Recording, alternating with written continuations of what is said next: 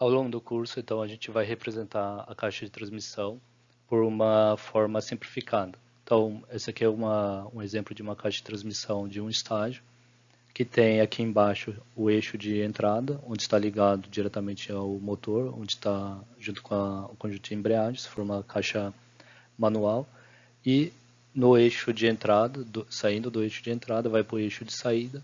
O eixo de saída está ligado ao diferencial, isso aqui seria onde seria gerada a relação do diferencial, e do diferencial vai para o semi-eixo e roda.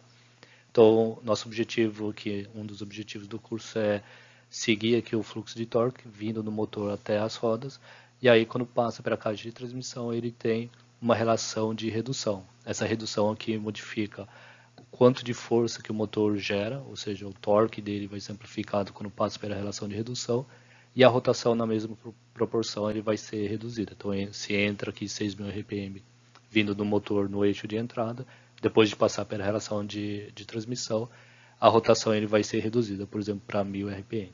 Então depende aqui qual é o número de dentes ou diâmetro que a gente tem de cada um dos pares aqui. Então essa caixa aqui tem 5 marchas. Essa aqui seria a primeira marcha, segunda, terceira, quarta, quinta marcha. E aí a reta aqui, que seria o engrenamento aqui com dentes retos. A ilustração que a gente vai fazer, então, primeiro vamos representar o eixo como sendo linhas na horizontal. Então aqui, o eixo de entrada, eu vou colocar ele como sendo uma linha horizontal. O eixo de saída, a mesma coisa, vou colocar como sendo uma linha horizontal. A posição de cada uma das engrenagens, eu vou representar ele como sendo uma linha vertical. Mas como o que importa para a gente aqui não é simplesmente a posição da engrenagem e também o tamanho dela, a dimensão, o diâmetro dela, então eu vou representar aqui o limite do tamanho aqui da dimensão da engrenagem com barras na horizontal. Então a posição da engrenagem na linha vertical e nas linhas horizontais aqui o limite do engrenamento. Esse aqui seria uma ilustração de como representa o eixo e engrenagem. O par dela, então aqui quem aciona é o pinhão e quem é acionado é a coroa. Então o par dela que é a coroa, faça a mesma coisa, identifica a posição da engrenagem, como sendo o par aqui, as duas linhas vão estar na mesma linha vertical aqui, e aí a dimensão dela também eu vou representar como sendo linhas horizontais.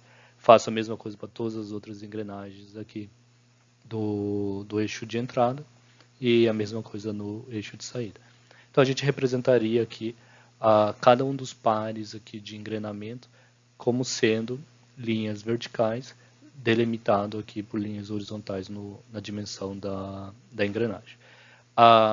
Posso colocar, obviamente, posso colocar a mesma coisa também, a mesma representação para ré, mas normalmente eu não vou colocar ela porque a ré ela tem um terceiro eixo, que geralmente fica fora desse plano aqui, para representar a reversão da rotação. Então eu vou colocar só as marchas que estão para frente, a dianteira. Outra coisa que acontece, quando a gente vai trabalhar com caixas sincronizadas, vocês estão reparando que isso aqui é uma luva lá da caixa de transmissão, ela está montada em cima, desculpa, isso aqui é o garfo, onde está montado em cima da luva, e essa luva aqui que é responsável por engatar a marcha. Então tem outra luva aqui, o garfo não está representado aqui, mas ficaria em cima dela, e aí quando eu movimento ela para a esquerda ou direita, eu engato ou essa engrenagem ou essa outra engrenagem aqui. Daí na primeira para a segunda marcha, a mesma coisa, a luva ficou em cima aqui, o garfo viria por cima também, e aí eu movimento a sincronização aqui, o sistema de engate, para a esquerda ou direita aqui. Então, ou engato a primeira marcha ou engato a segunda marcha. Aí venho para cá, eu engato a terceira ou a quarta marcha, e aí no último que ficou sozinho, eu engato a quinta marcha. Então, dependendo de qual das luvas que eu vou movimentar, eu vou fazer o engate das marchas. Isso significa que quando eu faço esse diagrama aqui de representação, essa engrenagem aqui, onde vai ser engatado, ela não é solidária ao eixo, ou seja, engrenagem e eixo, eles não estão girando como um único componente aqui. Na verdade, tem um rolamento embaixo aqui da engrenagem que faz com que a engrenagem gire livre em relação ao eixo. Então, quando eu tenho os pares aqui, todos eles, pelo menos um dos pares precisa estar desengrenado, ou seja, que não esteja associado ao eixo para interromper o fluxo de torque naquele par de engrenagens. Então, para representar as engrenagens que não estão ligadas diretamente ao eixo, a gente vai mudar um pouquinho esse diagrama aqui, essa ilustração. Então, ao invés de eu representar ele assim, vou representar dessa forma aqui.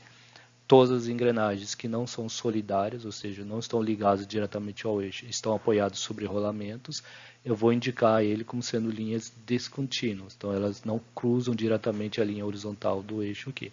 Aquelas engrenagens que são solidárias, eu vou representar como sendo uma linha vertical contínua, cruzando em cima aqui da linha horizontal. Então, essa aqui é solidária, essa também é solidária, essa aqui é boba, que eu vou denominar ela assim, então, que ela gira livre em relação ao eixo.